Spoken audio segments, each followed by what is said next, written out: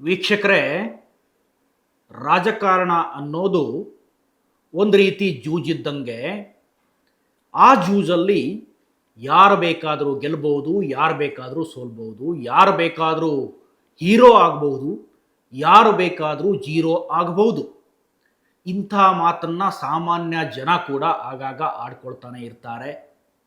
ಯಾವುದೋ ಒಬ್ಬ ವ್ಯಕ್ತಿ ಈ ವ್ಯಕ್ತಿ ಹೆಂಗೆ ಗೆದ್ನಪ್ಪ ಅಂತ ಸುಮಾರು ಸಾರಿ ಜನರು ಮಾತಾಡ್ಕೊಳ್ತಾರೆ. ಅಥವಾ ಒಬ್ಬ ಒಳ್ಳೆ ವ್ಯಕ್ತಿ ಸೋತ್ರೆ ರಾಜಕಾರಣದಲ್ಲಿ, ನೋಡು ಎಷ್ಟು ಕೆಲಸ ಮಾಡಿದ್ದ, ಬಡವರ ಪರವಾಗಿ ಎಷ್ಟು ಯೋಜನೆಗಳನ್ನು ಜಾರಿಗೆ ತಂದಿದ್ದ, ಇಂತಹ ವ್ಯಕ್ತಿಯನ್ನು ಕೂಡ ಜನ ಸೋಲಿಸ್ಬಿಟ್ರಲ್ಲ ಅಂತ ಈ ರಾಜಕೀಯವನ್ನು ಅಲ್ಲೋ ಇಲ್ಲೋ ಹಳ್ಳಿ ಕಟ್ಟೆಯಲ್ಲಿ ಮಾತಾಡೋರು ಮಾತಾಡ್ತಾನೆ ಇರ್ತಾರೆ ಅವಾಗಿವಾಗ.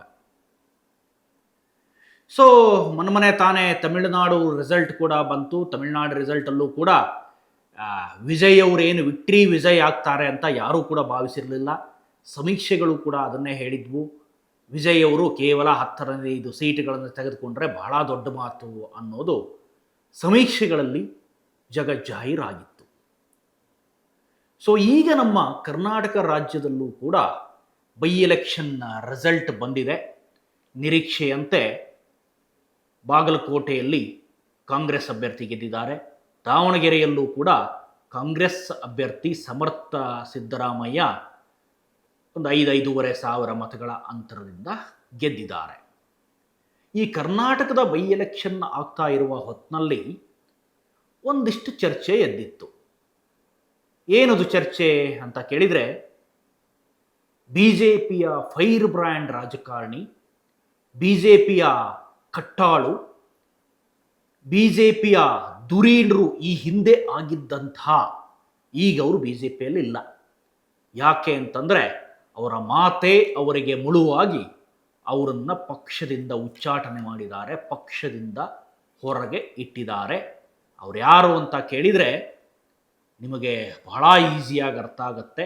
ಬಸನಗೌಡ ಪಾಟೀಲ್ ಯತ್ನಾಳ್. ಕೇವಲ ಬಸನಗೌಡ ಪಾಟೀಲ್ ಯತ್ನಾಳ್ರನ್ನ ಮಾತ್ರ ಪಕ್ಷದಿಂದ ಉಚ್ಚಾಟನೆ ಮಾಡಿಲ್ಲ. ಆ ಸಂದರ್ಭದಲ್ಲಿ MP ಎಲೆಕ್ಷನ್ ಬಂದಂಥ ಸಂದರ್ಭದಲ್ಲಿ ಈಶ್ವರಪ್ಪ ಕೂಡ ಇದೇ ದಾರಿಯನ್ನು ಹಿಡಿದ್ರು. ಇನ್ನು ಅನಂತಕುಮಾರ್ ಅವರಿಗೂ ಕೂಡ ಟಿಕೆಟ್ ಸಿಕ್ಕಿಲ್ಲ. ಅವರು ಕೂಡ ಹೊಸ ಪಕ್ಷವನ್ನು ಕಟ್ಬೋದು ಅಥವಾ ಯತ್ನಾಳ್ ಜೊತೆ ಕೈ ಜೋಡಿಸ್ಬೋದು ಅನ್ನೋ ಮಾತುಗಳು ಕೂಡ ಇದ್ದಾವೆ. ಅದರ ನಡುವೆ ಪ್ರತಾಪ್ ಸಿಂಹ ಅವರಿಗೂ ಕೂಡ ಟಿಕೆಟ್ ಸಿಕ್ಕಿಲ್ಲ. ಆದರೆ ಬಿ ಜೆ ಪಿ ಆಂತರಿಕ ವಲಯದ ಒಂದಿಷ್ಟು ಮಾಹಿತಿಗಳು ಏನಿದ್ವಪ್ಪ ಅಂದ್ರೆ ಆ ಸಂದರ್ಭದಲ್ಲಿ ಬಸನಗೌಡ ಪಾಟೀಲ್ ಯತ್ನಾಳ್ ವಿಜಯಪುರದ ಶಾಸಕರು ಮತ್ತೆ ಪಕ್ಷ ಸೇರಿಬಿಡ್ತಾರೆ, ಬಿ ಜೆ ಪಿಯ ಎಲ್ಲ ಹಾದಿಗಳು ಅವರಿಗೆ ಓಪನ್ ಆಗಿದ್ದಾವೆ ಅನ್ನೋ ಒಂದಿಷ್ಟು ಸುದ್ದಿಗಳು ಹೊರಬಿದ್ದವು. ಯಾವಾಗ? ಇದೇ ಬಾಗಲಕೋಟೆ ಬೈ ಎಲೆಕ್ಷನ್ ಸಂದರ್ಭದಲ್ಲಿ. ಬೈ ಎಲೆಕ್ಷನ್ನಲ್ಲಿ ಯಾರು ನಿಂತ್ಕೊಂಡಿದ್ರು ಕೇಳಿದ್ರೆ, ಒಂದು ಕಡೆ ವೀರಣ್ಣ ಚರಂತಿಮಠ್, ನಿಮಗೆ ಗೊತ್ತಿದೆ, ಹಿಂದೆ ಶಾಸಕರಾಗಿ ಇದ್ದಂಥವರು ಕೂಡ. ಇನ್ನೊಂದು ಕಡೆ ಉಮೇಶ್ ಮೇಟಿ. ಸೊ ಇಲ್ಲಿ ಉಮೇಶ್ ಮೇಟಿ ಕಾಂಗ್ರೆಸ್ನಿಂದ ಗೆಲುವನ್ನು ಸಾಧಿಸಿದ್ದಾರೆ. ಕುರುಬ ಸಮುದಾಯದವರು, ಸಿದ್ದರಾಮಯ್ಯ ಅವರಿಗೆ ಆಪ್ತರು. ಯಾಕೆಂದರೆ ಅವರ ತಂದೆ ಸಿದ್ದರಾಮಯ್ಯ ಅವರಿಗೆ ಅತ್ಯಾಪ್ತರು. ಎಲೆಕ್ಷನ್ನಲ್ಲಿ ವೀರಣ್ಣ ಚರಂತಿಮಠ್ ಸೋತಿದ್ದಾರೆ. ಸುಮಾರು 90,000ಕ್ಕಿಂತನೂ ಅಧಿಕ ಮತವನ್ನು, 96,000 ಏನೋ ಅಷ್ಟು ಮತವನ್ನು ಉಮೇಶ್ ಮೇಟಿ ಪಡೆದಿದ್ದಾರೆ. ಸುಮಾರು 25,000 ಮತಗಳ ಅಂತರದಿಂದ ಅವರು ಗೆದ್ದಿದ್ದಾರೆ. ಅಂದರೆ ವೀರಣ್ಣ ಚರಂತಿಮಠ್ ಇವರು ಅಲ್ಲಿ ಸೋಲನ್ನು ಕಂಡಿದ್ದಾರೆ. ವೀರಣ್ಣ ಚರಂತಿಮಠ್ ಮತ್ತು ಈ ಬಸನಗೌಡ ಪಾಟೀಲ್ ಯತ್ನಾಳ್ ಇಬ್ಬರು ಬಹಳ ಆಪ್ತರು, ಅತ್ಯಾಪ್ತರು. ಹಾಗಾಗಿಯೇ ಬಸನಗೌಡ ಪಾಟೀಲ್ ಯತ್ನಾಳ್ರು ವೀರಣ್ಣ ಚರಂತಿಮಠ್ ಪರವಾಗಿ ಬಂದು ಪ್ರಚಾರವನ್ನು ಆರಂಭಿಸಿದರು. ಬಿ ಜೆ ಪಿ ಅಧ್ಯಕ್ಷರು ವಿಜಯೇಂದ್ರ ಕೂಡ ಈ ಪ್ರಚಾರಕ್ಕೆ ಸಮ್ಮತಿಯನ್ನು ನೀಡಿದರು. ಒಂದು ಹಂತಕ್ಕೆ ಪ್ರಚಾರ ಆಗೋಯಿತು. ಯತ್ನಾಳ್ ಅವರು ಬಿ ಜೆ ಪಿಗೆ ಸೇರ್ಕೊಂಡ್ಬಿಡ್ತಾರೆ. ಇನ್ನು ಕೆಲವೇ ದಿನ ಚರಂತಿಮಠ್ ಗೆಲ್ಲೋದೇ ತಡ, ಅವರ ಪರವಾಗಿರುವಂಥ ಎಲ್ಲ ನಾಯಕರು ಕೂಡ ಹೈಕಮಾಂಡ್ ಕದವನ್ನು ತಟ್ಟಿ ಹೈಕಮಾಂಡ್ ನಾಯಕರನ್ನು ಮನವೊಲಿಸಿ ಮತ್ತೆ ಪಕ್ಷಕ್ಕೆ ಸೇರ್ಕೊಳ್ಳೋದು ಅನಿವಾರ್ಯ. ಸೊ ವಿಜಯೇಂದ್ರ ಅವರ ಜೊತೆ ಹೊಂದ್ಕೊಂಡು ಹೋಗ್ತಾರೆ ಅನ್ನೋದು ಒಂದು ಕಡೆ. ಆದರೆ ಇನ್ನೊಂದು ಕಡೆ ಬಿ ಜೆ ಪಿಯ ಫೈರ್ ಬ್ರ್ಯಾಂಡನ್ನು ಉಳಿಸ್ಕೊಬೇಕು. ಹಾಗಾಗಿ ಕೇಂದ್ರೀಯ ಅಧ್ಯಕ್ಷರು ನಿತಿನ್ ನಬೀನ್ ಅವರು ಅವ್ರನ್ನ ಪಕ್ಷಕ್ಕೆ ಸೇರಿಸ್ಕೋಬಹುದು. ಅದಕ್ಕೋಸ್ಕರನೇ ವೀರಣ್ಣ ಚರಂತಿಮಠ ಪರ ಈ ಬೃಹತ್ ಆಂದೋಲನವಾಗಿ ಪ್ರಚಾರವನ್ನು ಆರಂಭಿಸಿದ್ದಾರೆ. ಯತ್ನಾಳಲ್ಲಿ ಪ್ರಚಾರಕ್ಕೆ ಬಂದರೆ ಗೆದ್ದೂ ಬಿಡ್ತಾರೆ ಅನ್ನೋ ಮಾತಿತ್ತು. ಆದರೆ ಈ ಎಲ್ಲ ಸಮೀಕ್ಷೆಗಳು ಅಥವಾ ಎಲ್ಲ ಮಾತುಗಳು ಉಲ್ಟಾಪಲ್ಟಾ ಆದವು. ಕುರುಬ ಸಮುದಾಯದ ಕ್ಯಾಂಡಿಡೇಟ್ ಉಮೇಶ ಮೇಟಿಯವರಲ್ಲಿ ಗೆಲುವನ್ನು ಸಾಧಿಸಿದರು. ಸೊ ಇದಾದ ನಂತರ ಏನು ಮಾತಿತ್ತಲ್ಲ, ಯತ್ನಾಳವ್ರು ಬಂದುಬಿಡ್ತಾರೆ, ಬಿ ಜೆ ಪಿಯ ದಾರಿಗಳು ಬಾಗಿಲುಗಳು ಓಪನ್ ಆಗಿ ಕಾಯ್ತಾ ಇದ್ದಾವೆ, ಬಿ ಜೆ ಪಿ ಮನೆ ಕದ ತೆರೆದೇ ಇದೆ ಅನ್ನೋ ಮಾತು. ಇದಕ್ಕೀಗ ತಣ್ಣೀರೆರಿಸ್ದಂಗಾಗಿದೆ. ವೀರಣ್ಣ ಚರಂತಿಮಠ ಸೋತಿದ್ದು, ಯತ್ನಾಳವರ ಬಾಗಿಲು ಕೂಡ ಬಂದಾಗಿದೆ, ಬಿ ಜೆ ಪಿಯ ಮನೆಯ ಬಾಗಿಲು ಕದ ಹಾಕ್ಕೊಂಡಿದೆ ಅನ್ನೋ ಮಾತುಗಳು ಕೇಳಿ ಬರ್ತಾ ಇದ್ದಾವೆ. ಯತ್ನಾಳವ್ರ ಬಗ್ಗೆ ನಿಮಗೆ ನಾನೇನು ಹೆಚ್ಚಿಗೆ ಹೇಳೋದು ಬೇಡ.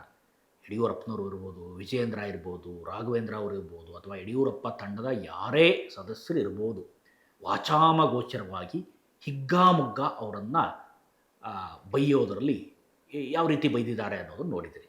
ಅದೇ ರೀತಿ ಇನ್ನೊಂದು ಭಾಗದಲ್ಲಿ ಅವರಿಗೆ ಫ್ಯಾನ್ಸ್ ಕ್ರೇಜ್ ಕೂಡ ಹೆಂಗಿದೆ ಅನ್ನೋದನ್ನು ನೋಡಿದಿರಿ. ಕಳೆದ ಬಾರಿ ಏನೋ ಮಂಡ್ಯಕ್ಕೆ ಬಂದಿದ್ದರು ಅವರು, ಈ ಅವರು ಉಚ್ಚಾಟನೆ ಆದ ನಂತರ ಮುಂದಿನ ಸಿ ಎಮ್ಮೇ ಯತ್ನಾಳ್ ಅನ್ನೋ ರೀತಿಯಲ್ಲಿ ದೊಡ್ಡ ಜನ ಸೇರಿದ್ರು. ಅಷ್ಟು ದೊಡ್ಡ ಸಂಖ್ಯೆಯ ಜನ. ಈ ಜನ ಸೇರಿದವು ಎಲ್ಲವೂ ಕೂಡ ಎಲ್ಲ ಸಂದರ್ಭದಲ್ಲೂ ಊಟ ಕನ್ವರ್ಟ್ ಆಗುತ್ತೆ ಅಂತ ಹೇಳಕ್ಕೆ ಬರಲ್ಲ. ವಿಜಯ್ ಅವರ ವಿಚಾರದಲ್ಲೂ ಕೂಡ ಅದೇ ಮಾತಾಡ್ತಾ ಇದ್ರಲ್ಲ.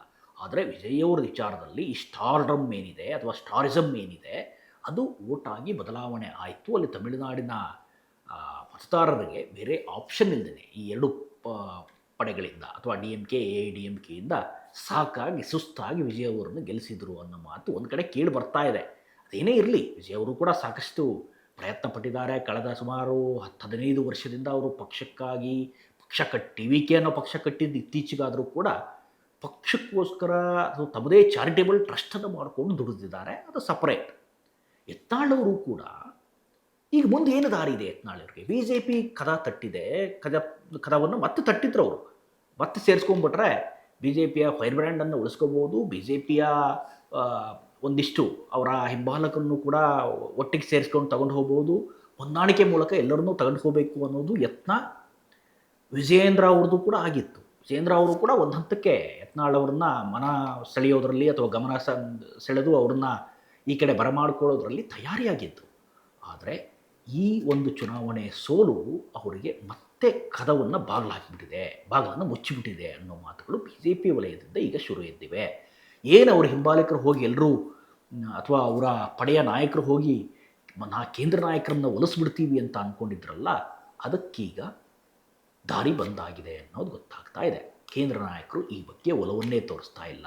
ಯಾಕೆಂದರೆ ಸುಮಾರು ಅಂತರದಿಂದ ಅಲ್ಲಿ ಬಿ ಜೆ ಪಿ ಅಭ್ಯರ್ಥಿ ಸೋತು ಹೋಗಿದ್ದಾರೆ. ಈ ಸೋತಿರುವ ಹಿನ್ನೆಲೆಯಲ್ಲಿ ಯತ್ನಾಳ್ ಅವರನ್ನು ಕರ್ಕೊಳ್ಳೋದ್ರ ಬಗ್ಗೆ ಅಂತಹ ಉತ್ಸುಕರಾಗಿ ಯಾರೂ ಕೂಡ ಇಲ್ಲ ಅಂತ ಹೇಳ್ತಾ ಇದ್ದಾರೆ. ಹಾಗಾದರೆ ಯತ್ನಾಳ್ ಅವರ ಮುಂದಿನ ದಾರಿ ಏನು? ಯತ್ನಾಳ್ ಮುಂದೆ ಏನು ಮಾಡ್ತಾರೆ? ಈಗಾಗಲೇ ಒಂದಿಷ್ಟು ಕಡೆ ಅವರು ಮಾತಾಡಿದ್ರು ಅಥವಾ ಅವರು ಬೆಂಬಲಿಗರು ಒಂದಿಷ್ಟು ಹೇಳಿದರು. ಯತ್ನಾಳ್ ಅವರೇ ಒಂದು ಪಕ್ಷ ಕಟ್ತಾರೆ, ಆ ಪಕ್ಷದಲ್ಲಿ ಪ್ರತಾಪ್ ಸಿಂಹ ಅವರು, ಈಶ್ವರಪ್ಪ ಅವರು, ಹೀಗೆ ಕುಮಾರ್ ಬಂಗಾರಪ್ಪ ಅವರು, ಅರವಿಂದ್ ಲಿಂಬಾವಳಿ ಅವರು, BP ಹರೀಶ್ ಅವರು, ಸಾಕಷ್ಟು ಜನ ಅದರಲ್ಲಿ ಸೇರ್ಕೊಂಡ್ಬಿಡ್ತಾರೆ ಯತ್ನಾಳ್ ಅವ್ರ ಪಕ್ಷದಲ್ಲಿ. ಅದಕ್ಕೆ ಅನಂತಕುಮಾರ್ ಹೆಗಡೆ ಸಿರಸಿಯಿಂದ ಅವರು ಕೂಡ ಹೋಗಿ ಆ ಪಕ್ಷಕ್ಕೆ ಜಾಯ್ನ್ ಆಗ್ತಾರೆ ಅನ್ನೋ ಮಾತೆಲ್ಲ ಕೇಳಿಬಂದಿತ್ತು. ಪಕ್ಷದ ಹೆಸರು ಕೂಡ ಘೋಷಣೆ ಆಗಿತ್ತು, JCB ಅಂತ ಪಕ್ಷವನ್ನು ಕಟ್ತೀನಿ ಅಂತ ಹೇಳ್ಕೊಂಡಿದ್ರು ಅವರು ಮಂಡ್ಯಕ್ಕೆ ಬಂದಂಥ ಸಂದರ್ಭದಲ್ಲಿ. ಸೊ ಈಗ ಬಿ ಜೆ ಪಿಯ ಮನೆಯ ಬಾಗಿಲು ಹಾಕಿರುವ ಹಿನ್ನೆಲೆಯಲ್ಲಿ ಅಥವಾ ಕದ ಹಾಕಿರುವ ಹಿನ್ನೆಲೆಯಲ್ಲಿ ಯತ್ನಾಳ್ ಅವರ ಮುಂದಿರುವ ಒಂದೇ ಒಂದು ಆಪ್ಷನ್ ಅಂದರೆ ಒಂದು ಪಕ್ಷ ಕಟ್ಟಬೇಕು, ಇಲ್ಲ ಅಂತ ಅಂದರೆ ಯಾವುದಾದ್ರೂ ಪಕ್ಷದ ಜೊತೆ ಹೋಗಬೇಕು. ಯತ್ನಾಳ್ ಅವರ ಸೈದ್ಧಾಂತಿಕ ಹಿನ್ನೆಲೆಯನ್ನು ನೋಡಿದ್ರೆ ಯತ್ನಾಳ್ ಅವರು ಕಾಂಗ್ರೆಸ್ಗಾಗಲಿ ಅಥವಾ JDSಗಾಗಲಿ ಹೋಗುವ ಯಾವುದೇ ಲಕ್ಷಣಗಳಿಲ್ಲ. ಆ ಸಿದ್ಧಾಂತಗಳನ್ನು ಕೂಡ ಅವರು ಎತ್ಕೊಂಡಿಲ್ಲ. ಪ್ರಬಲ ಅಥವಾ ಕಟ್ಟರ್ ಹಿಂದುತ್ವವಾದಿ. ಸೊ ಹಾಗಾಗಿ ಅವರಿಗೆ ಉಳಿದಿರುವಂತಹ ಆಪ್ಷನ್ ಅಂತ ಅಂದರೆ ಅವರ ವಲಯದ ಮಾಹಿತಿ ಪ್ರಕಾರ ಅಥವಾ BJP ವಲಯದ ಮಾಹಿತಿ ಪ್ರಕಾರ ಅವರು ಪಕ್ಷವನ್ನು ಕಟ್ಟಬೇಕು, ಇಲ್ಲಾಂದರೆ ಸ್ವತಂತ್ರವಾಗಿ ಸ್ಪರ್ಧೆಯನ್ನೇ ಮಾಡಬೇಕು ಅನ್ನೋದು. ಸೊ ಒಂದು ಚುನಾವಣೆಯ ಸೋಲಿನಿಂದಾಗಿ ಯತ್ನಾಳ್ ಅವರಿಗೆ ಮತ್ತೆ ಕದ ಹಾಕಿದ ನಿಜಾನ? ಹೀಗೂ ಕೂಡ ನಿಮಗನ್ಸುತ್ತಾ ಅಥವಾ ಈ ಥರದ ಮಾಹಿತಿಗಳು ಸತ್ಯ ಅಂತ ಅನಿಸುತ್ತಾ? ದಯವಿಟ್ಟು ಇದ್ರ ಬಗ್ಗೆ ನಿಮಗೇನಾದರೂ ಹೆಚ್ಚಿನ ಮಾಹಿತಿ ಇದ್ದರೆ ದಯವಿಟ್ಟು ಆ ಮಾಹಿತಿಯನ್ನು ನೀವು ಕಮೆಂಟ್ ಮೂಲಕ ತಿಳಿಸಿ. ಹಾಗೆಯೇ ನೀವೇನಾದರೂ ನಮ್ಮ ಚಾನಲ್ನ ಸಬ್ಸ್ಕ್ರೈಬ್ ಮಾಡಿಲ್ಲ ಅಂತ ಆದರೆ ದಯವಿಟ್ಟು ಈ ಕೂಡಲೇ ಸಬ್ಸ್ಕ್ರೈಬ್ ಮಾಡಿ, ಶೇರ್ ಮಾಡಿ, ಲೈಕ್ ಮಾಡಿ ಮತ್ತು ಕಮೆಂಟ್ ಮಾಡೋದನ್ನು ಮರಿಬೇಡಿ. Thank you.